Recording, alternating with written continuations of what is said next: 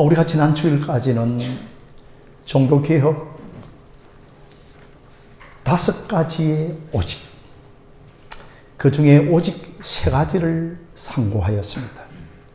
그 남은 2가지, 오직 그리스도와 오직 하나님께 영광이라고 하는 것은 내년 종교개혁 주일에 설교하도록 하겠습니다.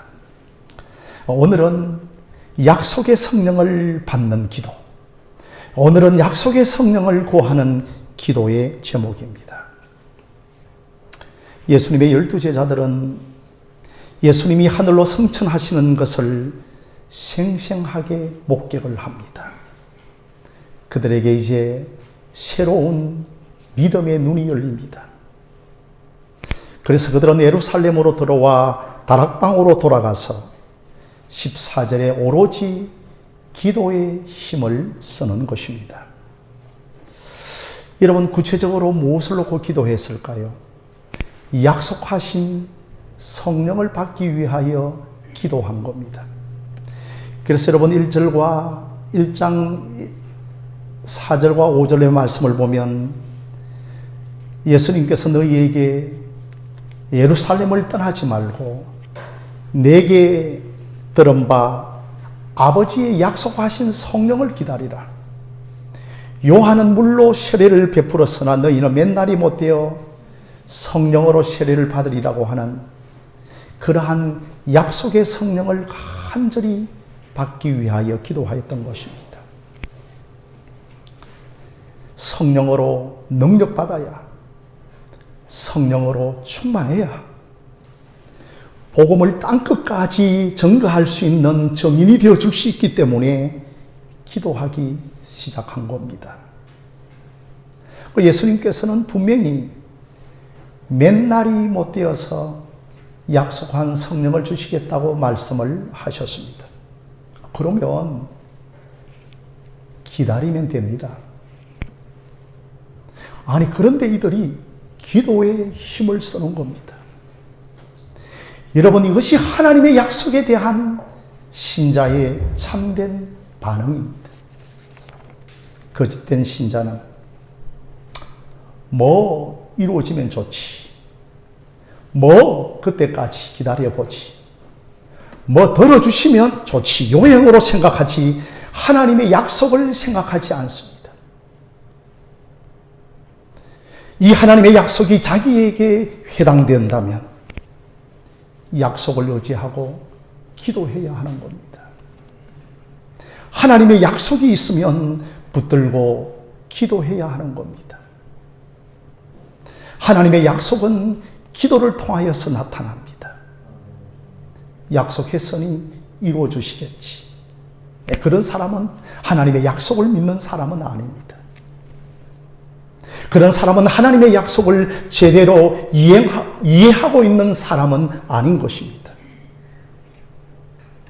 성경에서 하나님의 약속을 기다린 사람은 하나님의 약속을 사모하고 그 약속을 붙들고 기도하였던 겁니다. 그 하나님에 대한 약속에 대한 간절한 갈망함을 가지고 그들은 기도하였던 겁니다. 여러분들이 너무나 잘 아는 다니엘의 기도를 보십시오. 예레미야 선지자가 너희는 바벨론의 포로로 끌려가서 70년간의 노예 생활을 하고 돌아온다고 하는 그렇게 예언한 서책을 다니엘이 발견한 겁니다. 아니, 다니엘이 계산해 보니까 몇 년 안 남았네. 그렇게 하지 않고 그는 전심으로 기도하였던 겁니다. 계산해 보니 어차피 정하여진 날인데 그럼에도 불구하고 그는 전심으로 회개하고 기도한 겁니다. 그동안 우리가 너무 죄를 지었습니다. 그동안 심지어 우리의 조상들마저 죄를 지었습니다. 회개하기 시작했습니다. 여러분, 이것이 하나님의 약속을 제대로 믿고 이해하는 사람들입니다. 기도하지 않으면 약속이 실현되는 것도 모르고 경험하지도 못합니다. 하나님께서는 저와 여러분들에게 많은 약속을 주셨습니다.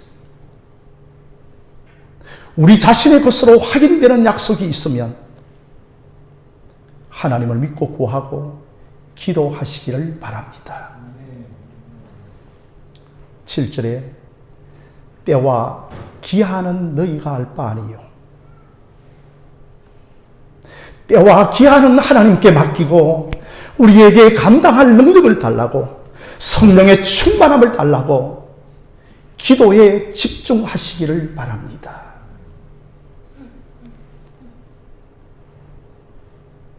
우리 교회에 앞으로 이루실 하나님의 역사가 있고 앞으로 진행할 하나님의 역사가 있는 겁니다. 아무리 우리 교회가 참된 복음을 전하고 구속사의 복음을 전한다 할지라도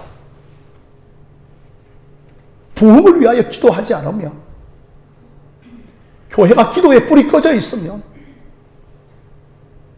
하나님의 능력을 제한하는 겁니다. 하나님의 부흥을 제한하는 겁니다.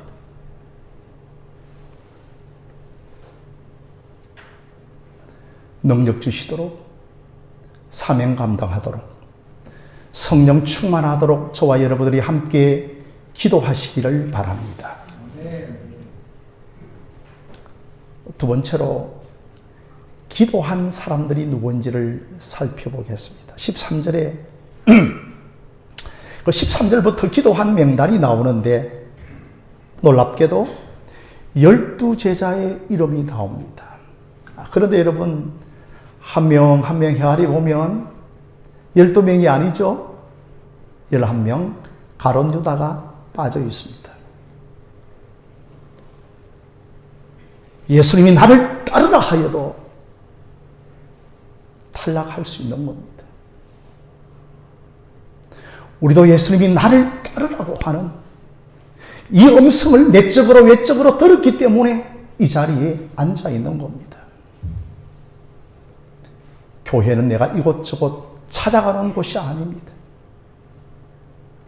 교회는 나를 따르라고 하는 음성을 듣고 다니는 곳입니다.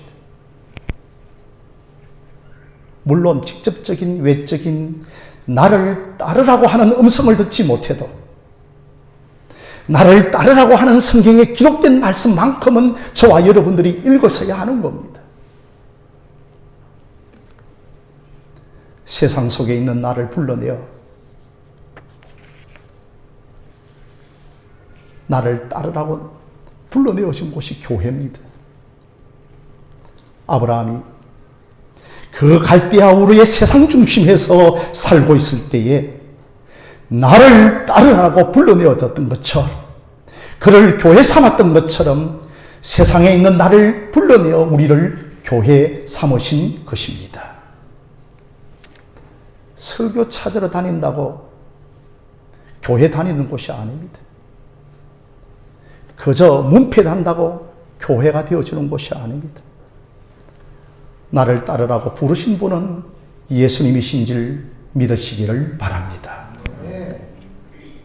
예수님이 나를 따르라고 하는 이 음성이 분명하지 않아도 저와 여러분들이 심각하게 질문하셔야 합니다. 예수님이 나를 따라오느라고 해서 내가 교회 되어졌지, 그렇게 해서 내가 교회 되어진 것이 아닌 겁니다. 예수님께서 복음서에도 너희들이 망대 하나를 짓더라도 코스트, 비용을 생각하고 계산하고 지으라고 하였습니다. 아니, 공사비를 계산하지 아니하면 그 건물은 흉물처럼 폐가가 되어지고 흉물이 되어지고 마는 겁니다. 예수님을 따라가다가 중간에 탈락하면 흉물스럽게 되는 겁니다. 처음부터 나를 따르라고 할 때 비용을 계산하고 나를 따르라고 하신 겁니다. 여러분, 우리에게 그 비용이 뭡니까? 날마다 자기 십자가를 지고 자기 자신을 부인하는 것이, 그것이 코스터의 비용인 겁니다. 세상 종교는 나를 이루는 종교지만 복음은 나를 버리는 종교이고 나를 죽이는 종교이고 나는 죽고 예수와 함께 사는 종교인 것을 기억하시기를 바랍니다. 우리가 성당 떠나드는 것 아니지 않습니까? 절집 떠나드는 것 아니지 않습니까? 점집 떠나드는 것처럼 교회를 달려서는 안 되는 겁니다. 우리에게 그런 모습이 보여서는 안 되는 겁니다. 교회에 느슨하게 왔다가 전혀 복음으로 무장되어지지도 않은 채 빛의 속도로 교회를 빠져나가려고 합니다. 세상으로 충만하다가 예수 충만으로 헝거리 적셔서 가는 것이 여러분 주일의 교회의 공예배인 것을 기억하시기를 바랍니다. 교회는 점점 내가 삭제되어지고 그분만 드러나는 곳이고 그분의 정인이 되는 곳입니다. 그러니 여러분 12명 중에 한 명이 없어졌습니다. 여러분들도 없어지지 않기를 주님의 이름으로 부탁드립니다. 아니 없어졌는데 보니까 다른 교회 다니고 있더라. 이건 조금 안심이 되겠죠. 그런데 저는 교회도 다니지 않고 없어지지 않기를 바랍니다. 결국은 가룟 유다는 12명의 명단에 들어가지 못하고 제자에게서 탈락하고 맙니다. 자, 여러분 세 번째로 이 기도의 명단에 들어있는 사람들이 있습니다. 14절을 보면 예수님의 아우들이 함께 모여 기도하고 있습니다. 그러니 여러분 제자들도 있었고 여자도 있었고 예수님의 어머니도 있었고 그리고 또한 예수님의 동생들도 있었습니다. 참 뜻밖의 일입니다. 예수님의 동생들은 예수님의 살아생전에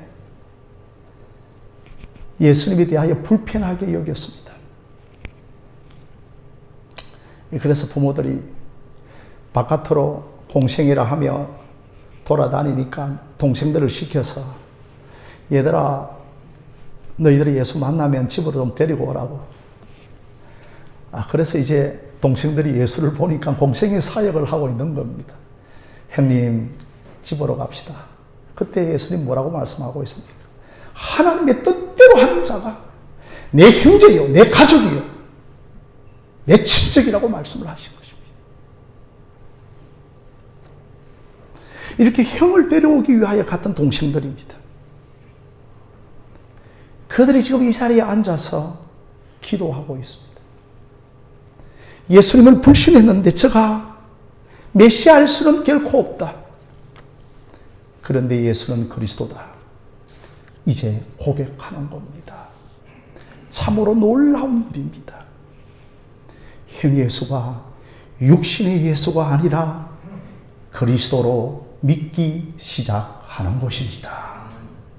성도 여러분, 우리는 예수를 그리스도로 믿는 것이 매우 중요합니다. 예수가 누구신가를 아는 것이 참으로 중요합니다. 저는 신앙생활이 예수가 누구신가를 아는 것이 신앙의 전부라고 생각합니다. 예수가 누구신지를 바로 알지 못하기 때문에 이단이 생겨나는 것 아닙니까? 여러분은 내 수준의 예수, 막연한 예수를 믿고 있지는 않습니까? 여러분들이 믿는 예수는 구체적이지 않고 실제적이지 않습니다. 예수를 인격적으로 만나야 하는 겁니다. 대부분 한국교회 교인들은 예수를 관념적으로 믿습니다. 그저 생각 정도로, 머리 지식 정도로, 막연히 추상적으로 예수를 믿고 있는 겁니다. 예수를 구세주로 믿고 예수님과 함께 24시간 동행하는 것이 없는 겁니다. 이런 사람은 어느 순간 객길로 갑니다. 끝까지 여러분 예수를 바라보는 것이 중요합니다. 그래서 여러분 잘 믿는 것은 바로 아는 겁니다. 그래서 여러분 아는 만큼 사랑하고 아는 만큼 우리가 변화되어 주는 겁니다.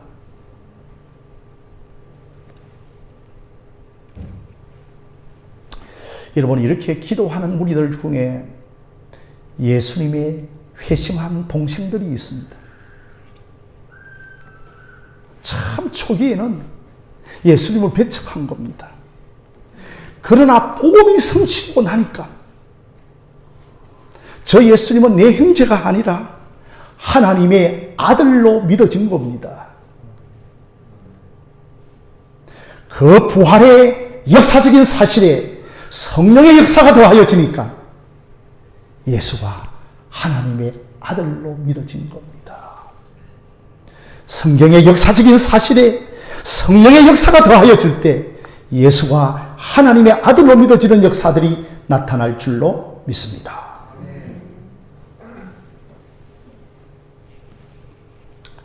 네 번째로 마음을 같이하여 한 마음으로 기도하였습니다. 14절에 마음을 같이하여 오로지 기도에 힘을 씁니다. 여러분 참된 기도의 특징은 한 마음으로 기도하는 겁니다. 참된 기도의 특징은 연합된 기도를 하는 겁니다.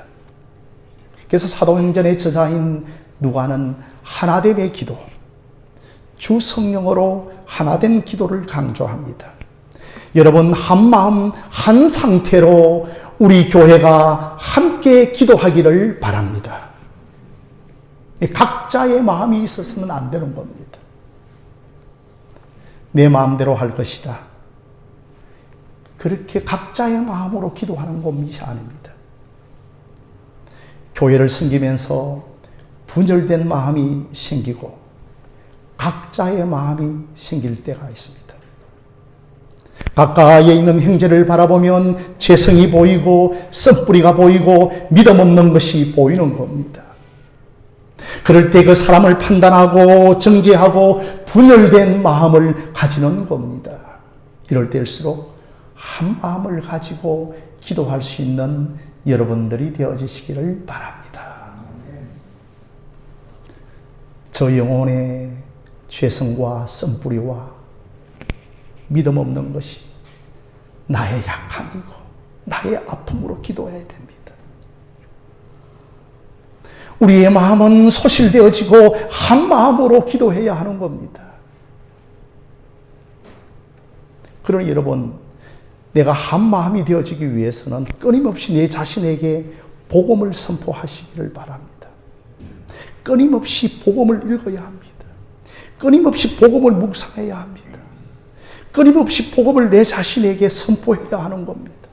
예를 들어서 빌립보서 2장에 너희는 이 마음을 품으라.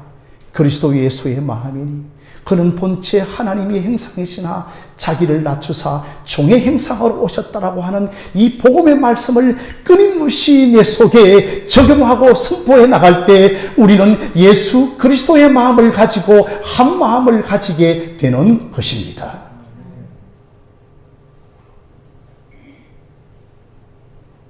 분열시키려고 하는 마귀의 관계가 얼마나 대단한지 모릅니다. 그러니 우리는 그리스도 예수의 마음을 품어야 합니다. 그럴 때 우리가 마귀의 관계에서 굳건하여질 줄로 믿습니다. 이렇게 우리가 기도하면 너무나 추상적인 복음에 있었던 나에게 그리스도의 사랑이 나타나기를 시작하는 겁니다. 그리스도가 어떻게 나를 사랑했었는지 그 하나님의 사랑이 기도할 때 물밀듯이 내 심령 깊은 곳에 밀고 들어오는 것입니다. 그러니 여러분 복음을 자주 묵상하고 예수는 그리스도이심을 믿음으로 고백하는 여러분들이 되어지시기를 바랍니다.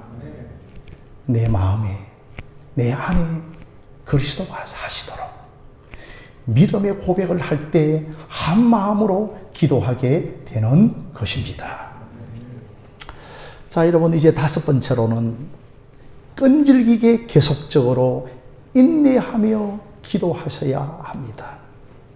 14절에 오로지 기도에 힘썼다고 하는 것은 언제 하나님께서 약속의 성령을 부어주실지는 모르지만 기한과 때는 하나님의 주권에 달려있는 것이지만 그들은 끈질기게 계속적으로 기도하기를 시작하였습니다.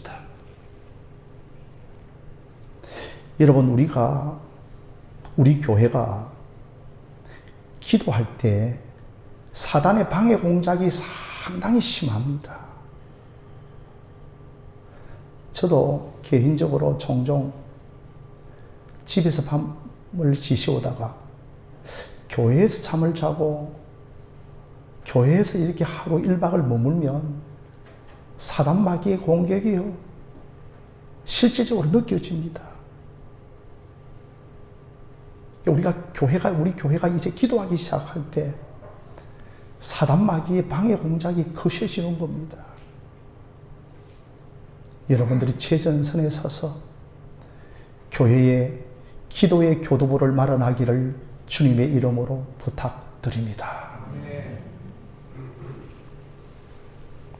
사랑하는 성도 여러분, 성령 충만이 뭡니까? 한국교회 성령 충만이 정리가 안 돼 있던데, 성령 충만은 주 내 안에 사심입니다. 성령 충만은 주 내 안에 사십니다. 한번 따라해 보실까요? 시작. 성령 충만은 주 내 안에 사십니다. 내가 사는 것이 아니요, 내 안에 예수가 사는 것이 성령 충만인 겁니다. 주가 내 안에 사니까 사단이 미워하고 방해하는 겁니다. 그래서 우리가 이 방해를 이기기 위하여 끈질기게 지속적으로 기도해야 하는 겁니다.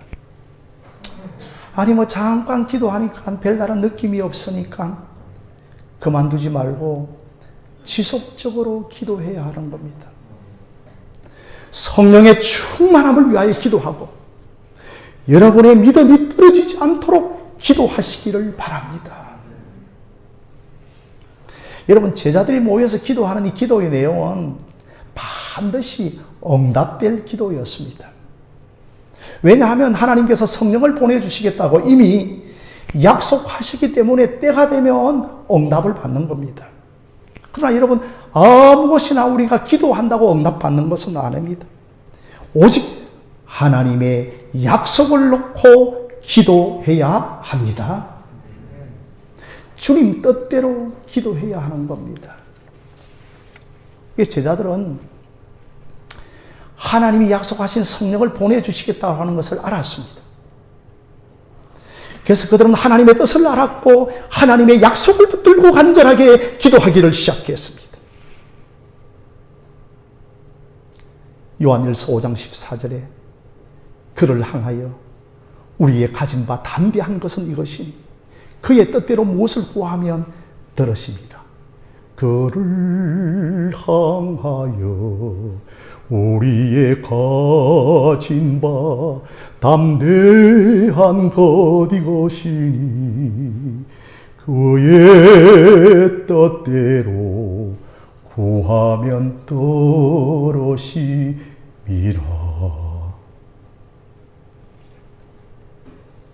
무엇이든지 구하면 다 들어주신다. 하나님의 뜻대로 성령을 받은 자는 주님 뜻대로 구하게 되어져 있는 겁니다. 그러니까 여러분, 제자들이 이제 감람원으로 성천하신 것에서 돌아와서 이제 모여서 한 것은 기도였습니다. 그들은 분부대로 아버지의 약속하신 성령을 기다리고 있었는데 그 말씀대로 몇 날이 못 되어서 약속하신 성령이 강림하였습니다. 그것이 여러분 오순절 날의 성령 강림입니다. 며칠이라는 하면 열흘째 되던 해에 성령께서 강림하신 것입니다. 그러므로 사랑하는 성도 여러분, 내가 믿음으로 기도하고 있는지, 주님 뜻대로 기도하고 있는지, 내 욕망을 채우기 위하여 기도하고 있는지를 분별하시기를 바랍니다. 그래서 제자들은 이제 성령이 오셔서 성령의 충만함을 놓고 기도합니다. 여러분, 제가 조금 전에도 성령 충만이 무엇입니까? 라고 물었던 것처럼 성령 충만이 무언가 하면 죄인된 내가 아무것도 아닌 것을 알게 해주고 오직 예수님의 통치와 예수님의 마음으로 충만해진 것이 성령의 충만함인 겁니다. 자기 자신을 위하여 사는 것이 얼마나 어리석고 나를 위하여 기도하지 않고 하나님을 위하여 기도하기를 시작하는 것이 여러분 성령의 충만한 기도인 겁니다. 성령 받은 사람들은 성령의 충만함을 위하여 기도하기 시작하는 겁니다.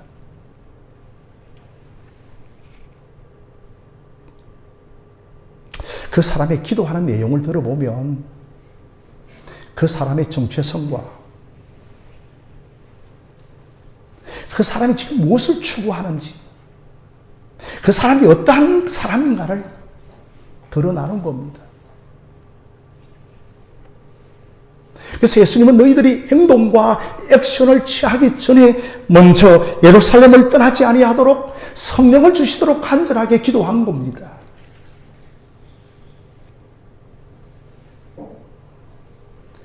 성령이 임해야 능력을 받고 정인된 삶을 살 수 있기 때문에 저와 여러분들이 성령 받은 자로서 성령의 충만함을 구하시기를 주님의 이름으로 부탁드립니다. 그러니까 이렇게 초대교회는 매사에 열심히 기도하는 교회였습니다.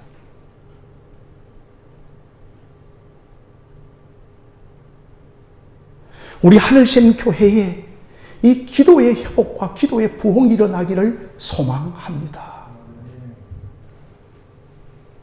이 초대교회가 얼마나 매사에 열심히 기도했던지요. 11명의 제자 중에 이제 가룟 유다는 없어졌고 한 명의 제자를 뽑을 때도 그들은 간절하게 무사람의 마음을 아시는 주님이여 우리 중에 누가 선택될 수 있겠습니까? 라고 간절히 기도하기를 시작했습니다. 사도행전 2장에 가서 그들이 간절하게 사도의 가르침을 받은 이후에 그들은 모여서 전혀 기도하기에 힘을 썼던 것이었습니다. 사도행전 6장에 가서는 오직 사도들은 기도에 전무하는 것이 사도의 직무임을 알고서 기도하기를 시작했던 것입니다. 남에서부터 안전벨이 되어진 자를 이렇게 세웠을 때 사도들에게 그들이 다 주목할 때 왜 우리를 주목하느냐? 이를 살리시니가 하나님이 아니시냐라고 하면서 하나님께 주목하게 만들어 갔던 것이었습니다. 사랑하는 성도 여러분, 기도의 현장은 치열합니다.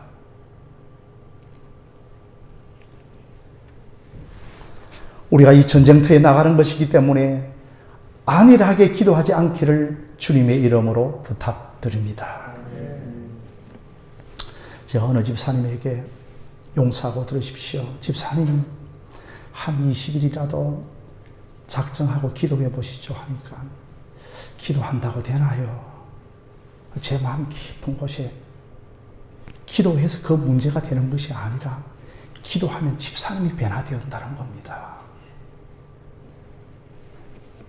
사랑하는 성도 여러분, 기도하면 먼저 내 자신이 변합니다.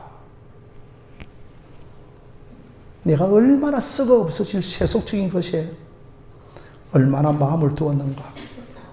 성령님께서 여러분의 마음을 보게 해주는 겁니다. 성령님께서 여러분의 마음을 조명해 주는 겁니다.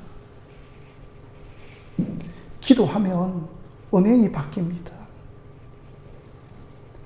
세상 가치관과 세상 풍조에 침몰되어 있는 나를 보게 해주는 겁니다.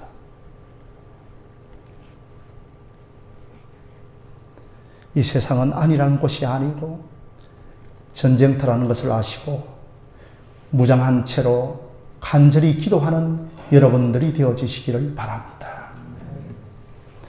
여러분 출애굽할 때 6월절의 첫날 밤 어떻게 했습니까? 무교병을 먹고 허리에 띠를 띠고 신발을 신고 지팡이를 잡고 그 무교병을 급히 먹었습니다. 급히 먹었던 것은, 신발을 신었던 것은, 허리띠를 띄었던 것은 이곳은 너희들 언약 백성이 살 땅이 아니다. 그곳에서 나와야 하기 때문에, 그곳은 노예와 종살이 하던 곳이기 때문에 급히 나와야 하기 때문에 그들은 급하게 먹었던 겁니다. 무장한 채로 먹었던 겁니다. 오늘 우리들에게도 내 백성들아 거기서 나와라.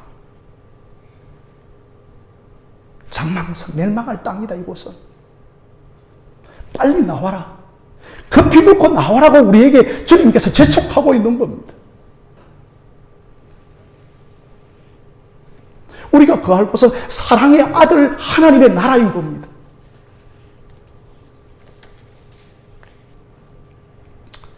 제자들이 성령이 임하기까지, 하나님 나라가 임하기까지 성령을 구하였던 처럼 오늘 이 땅에 주님 나라 빨리 오시도록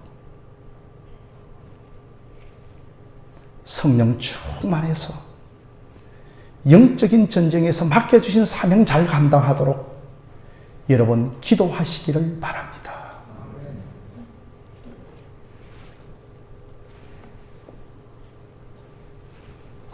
성령의 충만함을 구하고 우리 교회가 성령 충만한 교회가 되어지고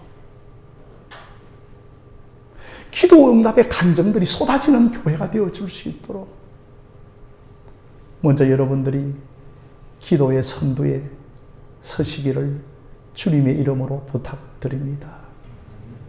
성령으로 충만하고 성령으로 응답받는 저와 여러분들이 되어지시기를 주님의 이름으로 축원드립니다.